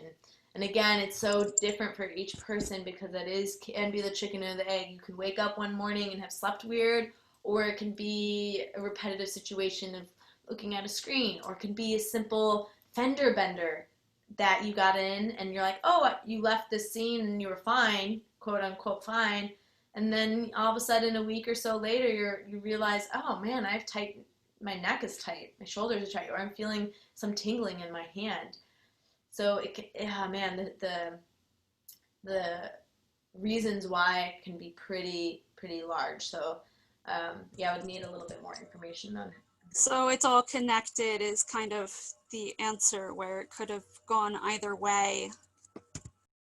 Exactly, yeah. And so I'll show you guys a nice way to help alleviate, a gentle way to help the neck, because what happens, we want a gentle curve in the neck, and what's happening now is I have a friend who is also a yoga instructor and a chiropractor, and he works on a lot of yoga teachers and students, and I get to have seen several of my students x-rays, including myself, and what's happening, very common, and it's kind of alarming, is people's cervical spines, the neck, is losing the C curve. Not only losing it, it's going straight, and then it's actually turning the other way because of forward head, because of that 10 pounds of extra weight forward. Ooh, that's not so great. So we need to gently open up the neck, but we don't want to do it with force, and it has to be very mindful and specific. So I'll show you guys a technique that can be helpful for that. Okay, beneficial postures, lengthening, gentle neck rolls. Now, I will say there's this tendency for people to roll through the whole neck when they go backwards. Time is slowing. But you don't want to just throw your head all the way back. It's a gentle lift up of your chin, so the weight's not going all the way back in your neck when you're rolling your neck. So just be really mindful when you put your head back that it's not collapsing all the way back. You're thinking energy up as you go back. Cat pose, rounding in, releasing. Downward dog, letting the cervical spine just hang, quote unquote hang, so it's gravity is helping. Child's pose can be really grounding because you have that gentle pressure on your forehead that can be very grounding for the nervous system. Slow roll to stand. So this can be great for some folks not, so just be mindful that the core is engaged as they're rolling up to stand. And then interlaced hands at your low back, forward folding to open the neck. in the back of the neck. Strengthening locust pose. Oh, here we go again. Halfway lift. I was very intentional in teaching halfway lift, that it is actually a halfway lift, that there's no rounding in the low back. Hands to shins is going to be the most successful, or even hands to thighs. Shoulder blade squeeze. The back of the skull is lifted, not looking forward. Strong core, strong legs. Reverse tabletop. Neutral through the low back. Stable through your hamstrings, your glutes, your back body, shoulder blades squeezing, and not just hinging your head all the way back. Bridge, again, is an excellent posture to build strength in the back body as well as the low body. Head retraction, I'll show you that in a second. Cactus arms, pulling down to open up the shoulders and the chest. So let me stop sharing for a second so you can see. So head retraction is, I'm here, I'll turn to the side, and I'm just literally retracting my head back and gently going forward and retract, like a double chin, in and out to strengthen these muscles. Forward and back. Very gentle. It's not a lot. It's not aggressive. And then to find some release for your cervical curve, I've been given this through my chiropractor. I wouldn't advise you to do this without someone who's looked at your spine, your x-ray, but I have this, and I use this almost every night for 15 minutes. I lay here, my head does hang over this, so I can recreate the cervical curve in my neck. It's not the most comfortable thing, but I would recommend going to a chiropractor or someone who can take an x-ray of yourself, even if you don't want to get adjusted, just so you can see what's going on in your x-ray. It's very informative. And then if you don't have this, or if you don't want to go see, but you're feeling strain in your head, neck, and shoulders, lay on your bed and let your head hang off the back of your bed. Now, you're not compressing the back of your neck because you have the edge of the bed to hold you, but the back of your skull is hanging off the bed. Start with like 2 minutes, the next night maybe 3 minutes. When you come out of that pose though, don't sit up. That's too much force. Gently roll to the one side, use your hand, and then help yourself up. What you were saying about the exercise for the neck, that's what they gave me in physical therapy because I had an accident and then they hit me. And I was, basically I couldn't move my arm because there was like a stampede of students at school. And it was affecting, like above the heart area and also the neck. And they gave me that, and he also several other exercises, but it does help. And then what you were saying too on the bed, and also there was like a little roll the physical therapist gave me, and I don't even use a pillow anymore. I just put that under my neck because the pillows damage me more. Yep, I don't sleep with a pillow either. I use a yoga blanket. Do you mind if I chime in for a second on that, just before we change topics in relation to the neck exercises? So here, I'll turn my video on for a second. What is it called, the one that you just showed us? There we go. Hold on, we'll get back to you in a second. Yes, Alan, go for it. Okay, so you can do this with, I'm an acupuncturist, massage therapist, diet therapist, soon to be yoga teacher. So yeah, you can do this. This is obviously, the ideal situation is go to a chiropractor, an osteopath, RMT acupuncturist, a professional. But, you're stuck by yourself. This isn't meant to be comprehensive. It's not meant to replace treatments. It's just something you can do in between treatments at home. But what you're looking for, you take towel, necktie, yoga strap, anything like that, and you just let your arms hang. You don't want to pull on this strap, just the weight of your arms and a 90-degree angle at your elbow. And you don't want to throw your head back.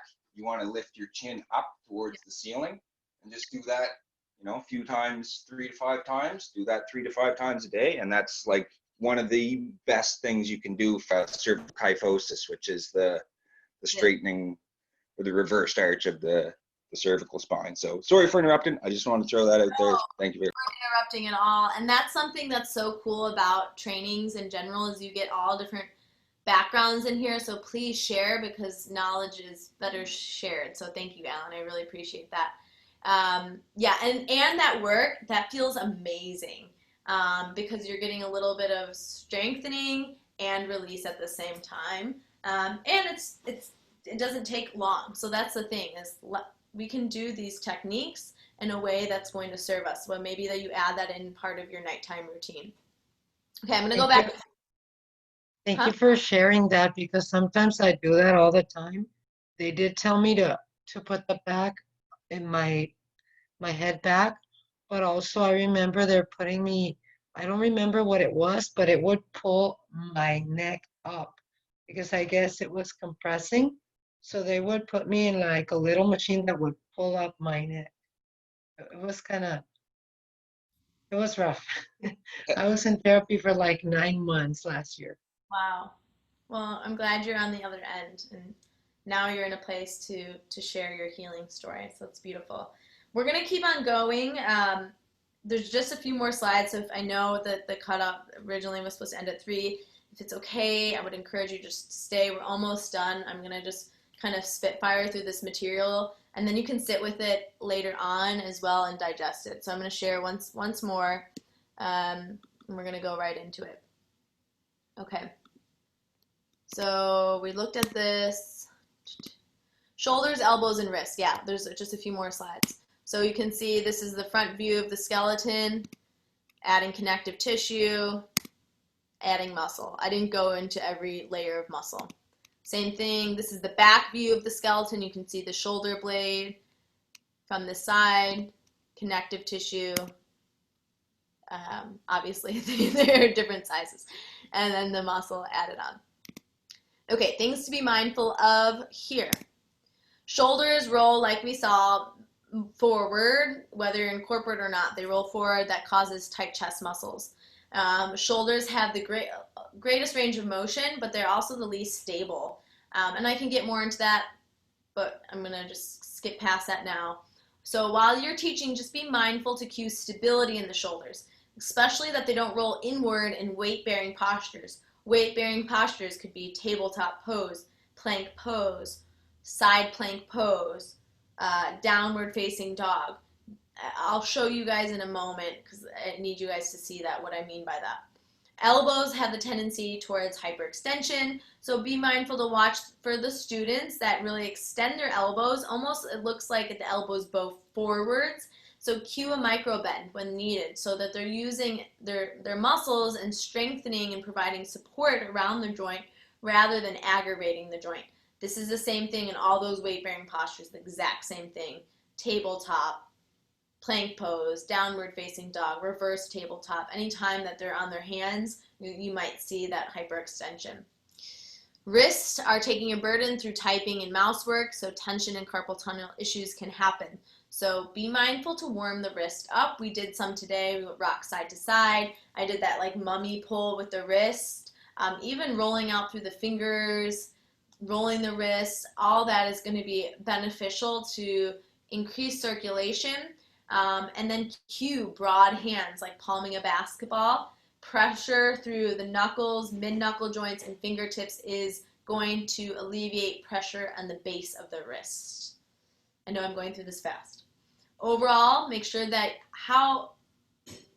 you know that they've been typing all day, so just don't have them on their hands in weight-bearing positions for a long, extended period of time. That's going from one extreme to the other. Their wrists are generally weak and exhausted from that repetitive work of mouse and typing.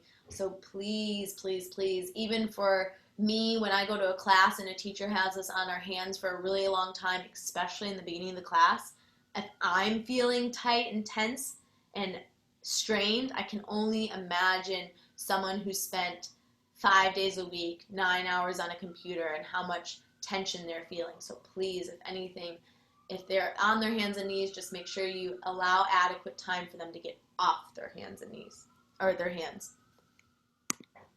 Knees, ankles, and feet. So here we are looking at the front of the body, connective tissue, muscular tissue. Knees. So this has been huge awakening moment for me. Think of your knees as the employees of your hips. So if your pelvis is taken care of, meaning you have a neutral pelvis, the knees are going to shift their way into alignment more accurately with more support, right? If the pelvis, we talked about that. If you're in a huge anterior tilt, the low back pulls back. There's an arch in the low back, then the knees lock out, right? So if you adjust the pelvis, the knees will soften. And vice versa, right? If you unlock the knees, the pelvis will adjust. So the main thing is not only in your yoga practice, but how are you moving throughout your day? If you have a standing desk, do you lock your knees? If you're just standing around, do you lock your knees? Please be mindful of these things, because your yoga isn't just 30, 60 minutes on your mat. It's how you move through the whole day. That is yoga. Embodying every given moment to our highest ability. The knees is most stable in extension, not hyperextension, extension, so straight. So if I lifted my leg out in front of me, that's when my muscles are hugging, that word, engaging, contracting around the knee, and the ligaments are providing this passive support. Where in flexion, the knee becomes more vulnerable because there's less support of the ligaments. So hero's pose can be pretty intense for some of our clients. So having blanket under the knees or between the hamstrings and the calves or a block under the hips is going to be great. Even knees on the ground, like we talked about in the beginning of today, having that support. Be mindful to make sure that students aren't hyperextending because that overstretches the ligaments. Just like the elbows, cue that micro bend. And that is going to feel like a repetition. You'll see that a lot, hyperextension of knees. And then working with lunge shapes, whether you're on the ground, you're in Warrior 1, you're in a high lunge, Warrior 2. Generally, the knee has this, generally I say, tendency to not track neutrally, and it might have the tendency to bow in towards the big toe. So you want to think, track your thigh bone and through your patella, your kneecap, right over the tibia, your shin bone. So I like to aim the knee, if I'm looking at my own body in a lunge, over the second to third toe. That's going to create more overall stability for the knee. So the ligaments are working more properly, and that you might, over a long period of time, that you're teaching your body that correct alignment. So especially those who have unstable knees, just be really mindful watching yourself through the shapes that you put in lunge shapes, that the knee is going neutral, straight forward. Okay, almost done. Ankles and feet. Stabilizing the ankle joint. We talked about this before. It's about engaging and contracting the muscles of the lower leg. So your calves and the front of your shins, engaging your ankles. I even say doing, there's 2 exercises that are not necessarily yogic exercises, but I believe really help. One is heel raises, super strengthening for the calves, and the calves are strengthened. It's going to provide more support for the ankle. And then also, if you have access to a bathtub, I got this actually from my chiropractor, or a pool, the next time you're in a body water, do the alphabet slowly in all caps with your feet through the whole range of your ankles. Super great to have that little bit of resistance. When standing, the weight should be evenly distributed throughout the foot. So that again is going to provide more structure for the ankles. Notice when you stand if your ankle joints roll in or out, and you want them to be right over your heel line. So, and to do that with your feet, you need to learn how to spread your toes, to lift and spread your toes. There's little tools like yogi spacers. I have them. They're these rubber inlets that wrap around your toes, almost like a new age pedicure for your toes. And I'll put them in my toes from time to time. They space out my toes. Another thing is you can work on a pencil or a pen on the ground and trying to pick up the pencil or pen horizontally with your feet to strengthen those muscles. And Some teachers will cue 4 corners of the feet, some will cue 3. Don't let it overwhelm you. It's basically your big toe mound, your pinky toe mound, and either the base of your heel or the 2 points of your outer heel to be grounded. Whatever feels most natural and authentic to you, it's going to be fine. So that's ankles and feet. I know I'm going through this super fast. Here are some of the resources. I highly recommend checking out Essential Anatomy 5. I'm going to stop sharing so I can see you guys. I just didn't want to take over too much of your day or wherever you're going next. So that was a lot, really fast. Does anyone have any questions or clarifications? Yeah, Denise. Question for going back to upper back and neck. When you are going into a headstand, what is the proper, I guess, for your neck? Because I've done headstand where I'm like end up pulling something in here. So what's like the proper form for your neck when you're going into that to keep from hurting yourself? Yeah, hold on. Let me turn the air off so I can hear you better.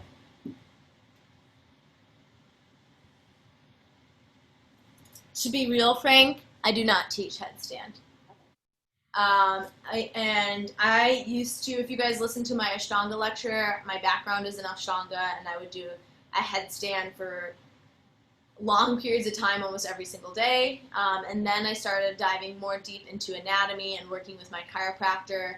And for that reason, remember I was saying that the cervical spine is the most mobile, but it's also the most at risk, right? And if you remember all those tiny little muscles that are going around the neck, and then you think, okay, most people are in forward head already. So those muscles are weak. Now I'm going to put all my weight on my head. It's very precarious. And I'm not saying you can't practice it or don't teach it. I want you to have autonomy for yourself. But if you're doing a headstand properly, it's really almost a headless headstand, that it really should be coming from the strength of your lats and your shoulders. That there should be almost that you could slide a piece of paper under your head. It comes from a lot of core stability of your shoulders and then your deep core muscles.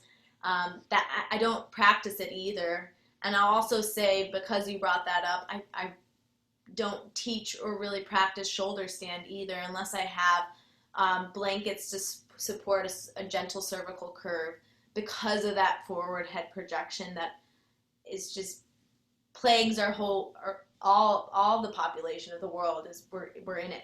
Even if we're not in corporate world, we're on our phones and our head is down. So it's just so much strain on those muscles that yoga is supposed to be healing, right? And bringing us back into balance.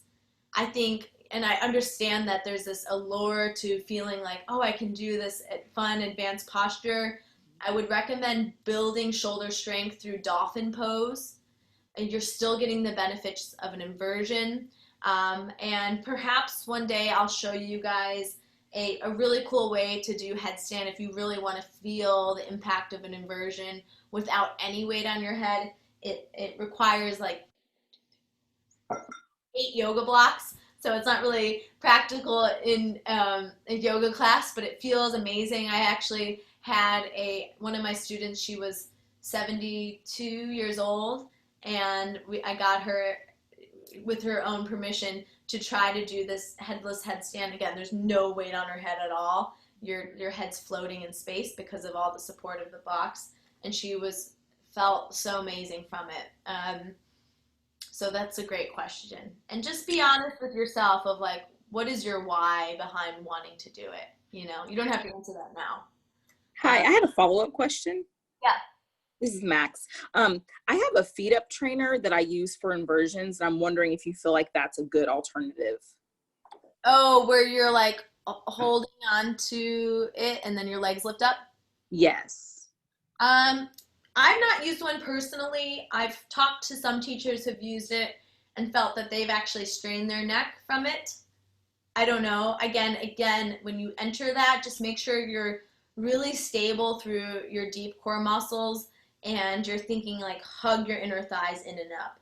And as long as there's adequate padding for your shoulders and it's not hard on your shoulders, It's okay. I would just be mindful of how you feel the next day with your neck. Okay, thank you so much. Sure. I've seen to put on like 3 blankets and make a platform with them for your shoulders, and then take your shoulders 3 inches from the edge of the platform, and that way you don't have. I think if we're talking about the same pose, and then you don't have to use your neck whatsoever. Oh, for shoulder stand? Yeah. Yeah. Well, maybe I'm thinking of something else. I'm thinking of, I don't even know what it's called. Halanasana, maybe? Yeah, so that's part of shoulder stand and plow pose where your like feet are rolled over.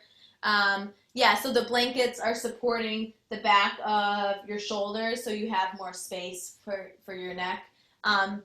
That's great as long as you're doing that properly. And if you're doing shoulders, if you choose to do shoulder stand without blankets, and you still want to practice it, as long if you can keep a space between your neck and the ground, that's ideal. You don't want your back of your neck to be flat on the ground because the neck has a gentle cervical curve.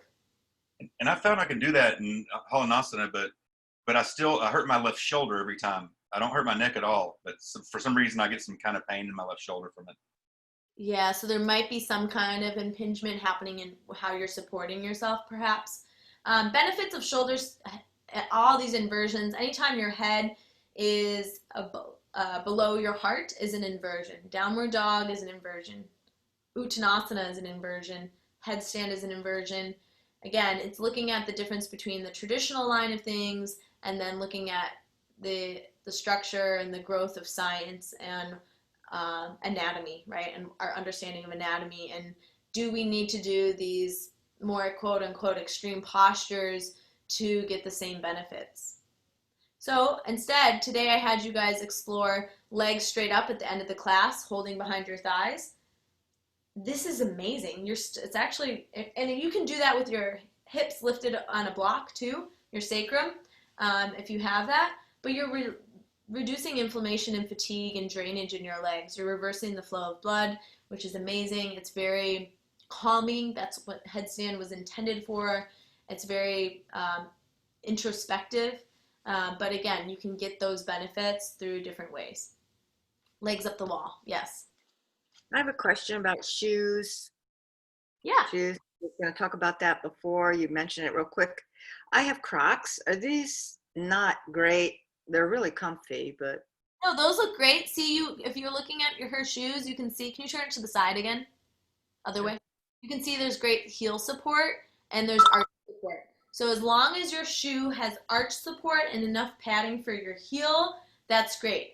Additionally, you want to make sure that your toes can spread out. So a narrow toe box, like a pointed toe, I know they're cute, ladies, but that is a lot of pinching on your toes, and that creates bunions and stress fractures on your feet. So if you want to wear them, have it be special occasions, but. Right. I also wanted to add, these are bald, not a good idea. These are about ready for trash. Just saying, it's safer to have some grip on whatever you have, you know, moving around through maybe your home, but certainly out and about. Yeah, I had bald sneakers on and trashed my ankle like 7 months ago. Not good. Yeah, that's another addition to it. Yeah, definitely. Yeah. Do you have a favorite type of shoe for standing? Like, do you have a recommendation just to add on to that? Just standing desk? No. And you know what? I'm actually searching right now of what I need to use because For shoes. For shoes, For yeah. Just for shoes. Yeah. So I try to switch my shoes up, even my walking shoes. I have 3 different shoes I walk in. One's two different Reeboks and one's a Nike. I still don't know. I just kind of experiment, honestly, with them. I've done Crocs before. I have had Tevas that I've used, and I haven't found my ideal shoe yet. I have a very, very narrow foot, so that makes it really hard for me to find a shoe that works. It's very narrow and short. I wear like a size 6 or 6.5. So I would say, please, if you have small feet, do not get a child's shoe. Don't do it. Don't recommend it to someone, even though they're cheaper. But children don't grow their arch support until later in life, so you will get no arch support from a children's shoe. I will tell you that. So unfortunately, I don't have a great answer for you on that. Have you tried dance co's? They're meant for restaurant workers who stand on their feet a lot, and they're really good for arch support, and they're very comfortable for like 10, 12 hours of standing and walking. Thank you. See, where we go. I love it. Oh, climber shoes. I climb. I'm not climbing right now because the climbing gym is closed. I do bouldering. It stinks, but just try to take them off as fast as I can once I'm done. The five Hey, finger. Christine. Oh, sorry. I'm trying to sneak a question in here. After your lecture today, I've gotten a new perspective on Bikram, which I practiced for about 3 years. Okay. A lot of lock the knees, lock the knees, lock the knees, more back bends, like encouraging you to continue going back and really bending your neck and doing the things that you recommend not to do for your cervical spine. And so I can think of at least a handful of postures or ways that teachers in Bikram encourage you to move that may or may not go against what you're saying today. And so I'm just curious what you thought about that. Bikram was my first exposure into yoga, and I see the allure of it. It's hot, it's sweaty, it's powerful. It brings you into the present moment. But I caught Michelle when she was talking about a teacher's cueing you to go into some kind of hamstring stretch, and you're not properly warmed up. And you're in a heated room, so you feel like you can go deeper, but your body's not really ready. So that's the same kind of focus of Bikram. Bikram was created based out of the idea of Ashtanga yoga, actually, as a set sequence. Bikram was like, all right, let's, instead of teach Ujjayi breath, let's just turn up the heat. So it's an artificial practice. Now we see heated studios all over. I'm not hating on them. I actually like practicing in warmth. Not 100 plus degrees, no thank you. 90 is kind of my cap. So just that extreme, the extreme of things is, I just don't think it's as practical and accessible one for most people, but practical in terms of the longevity of the practice. Now I will say something that's interesting is there is no vinyasas or chaturangas in Bikram, right? So there is that. You don't have to really worry about shoulder alignment in chaturangas and things like that, but anything to the extreme, I would just be cautious of how it feels in your body. Not just like right after you're going to have that yoga high, but after a prolonged time of doing it. And only Go ahead, sorry. Does that help you, Lance? Yeah, that definitely clears a few things up. I was specifically thinking of like Padahastasana, it's lock the knees, lock the knees, lock the knees. And then like half moon, you go right, left, and then you bend really deep into your back bend. And there's always like a really forceful encouragement to keep going deeper and keep locking out things, even in like standing stick or standing head to knee rather.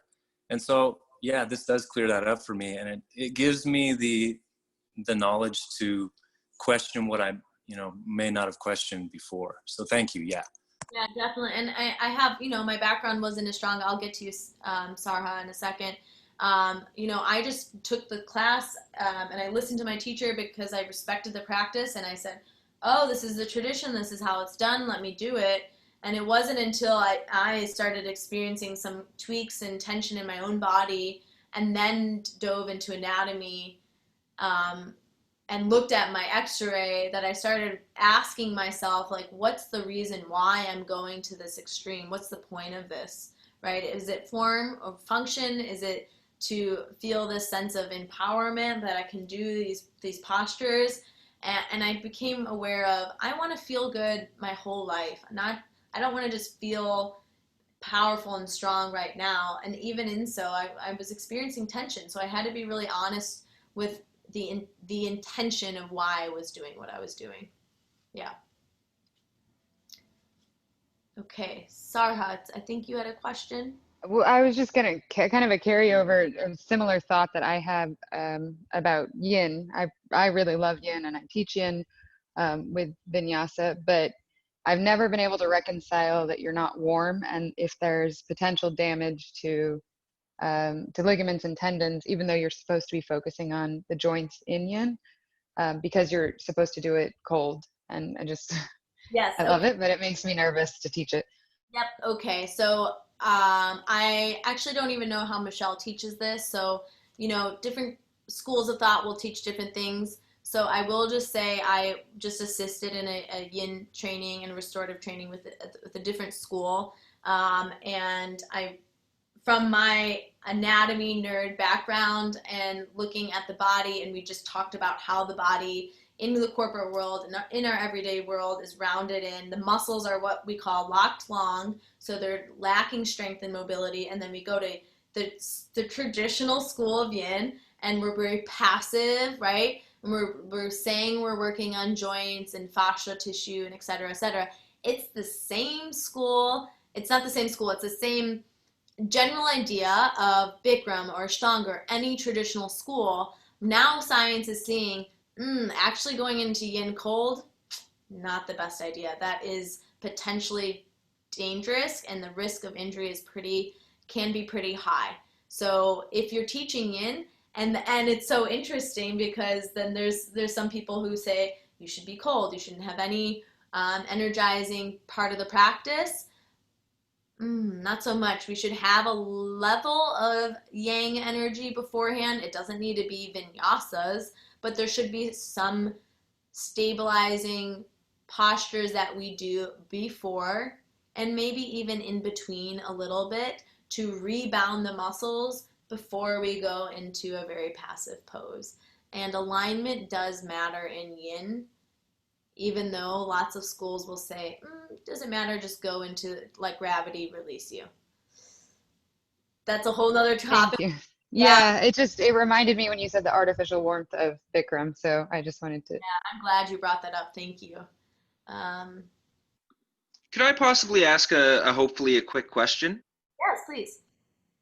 I was wondering if you could direct me to where I would be able to find, I'm looking for like a clear definitive line between what constitutes what asanas are within the beginner vinyasa 200-hour program. Like where's the cutoff line for intermediate and where's the cutoff line for other schools of yoga is specifically what I'm looking for. Like I don't want to veer out of the scope of training that we're receiving with this course.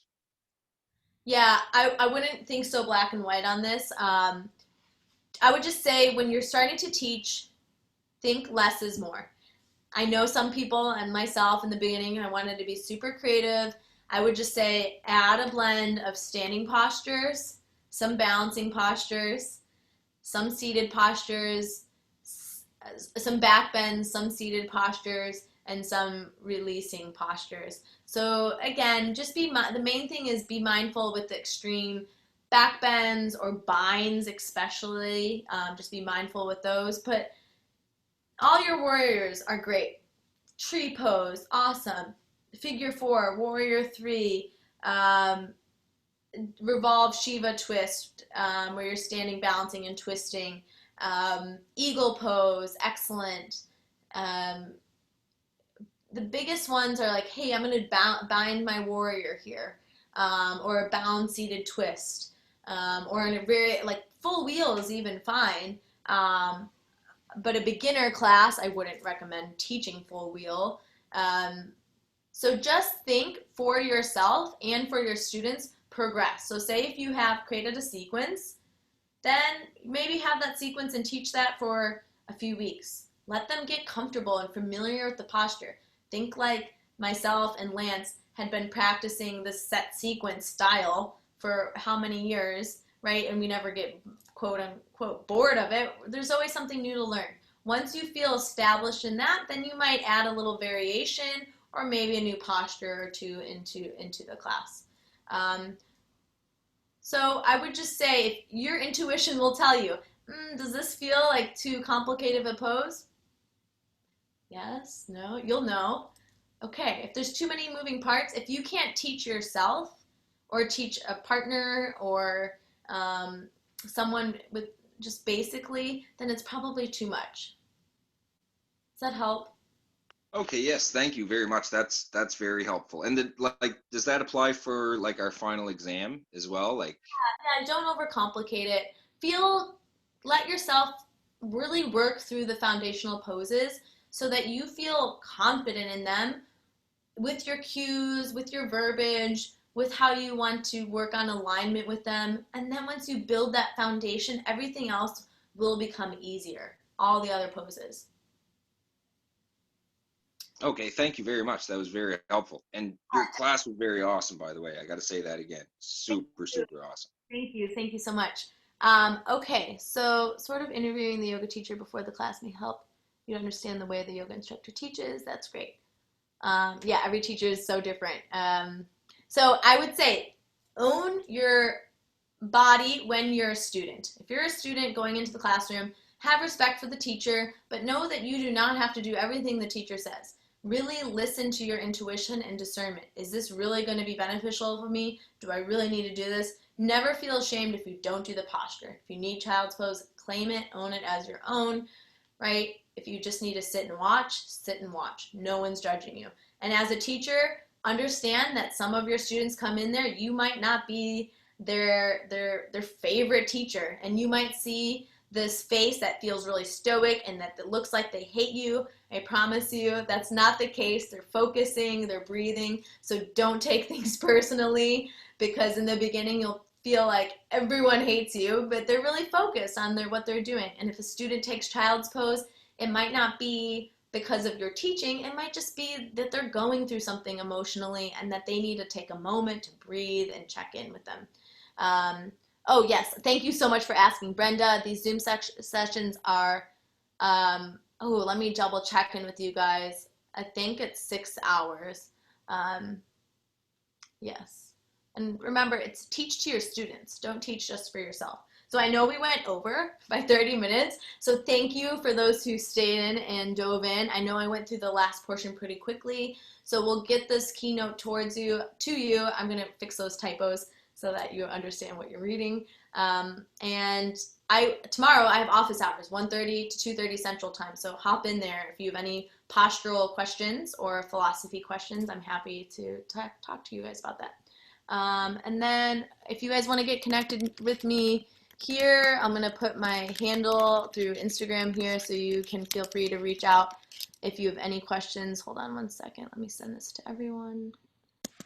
Christine, yeah. do you have a resource for modified poses for plus size individuals? Oh, actually, I have yes, and I actually have some awesome folks that you can find on who teach some classes if you're interested. Let me find their handles on here so I can share them with you. One is her handle is called Yoga in Bold. She's great. Her name's Susan. And then another woman who actually did a training with me years ago, she's just a ray of light. Eden Loves Life. They're both great. Check those ladies out too. And if you have any specific questions to Mia, please reach out to me through those mentor hours, because everyone will benefit from that too. I would love to talk about that in one of the mentor sessions as well. Yes, adaptive yoga. Oh yeah, and there's that keynote on adaptive yoga as well. Great, thank you guys so much. Office hours. Oh, that will be this same Zoom link that you just joined. Monday, 1:30 to 2:30 Central Time. So you can just hop in there and I'll be here in my space. Wonderful. Oh, I'm so glad you enjoyed it. Beautiful. I'm so glad you came in. Yeah, 6 hours then. Oh, my handle, I'll type that again. It's long. My name's common. Yeah, please reach out. If you have any things that pop up or you want to share anything, I'm on Instagram. Feel free to hop on there and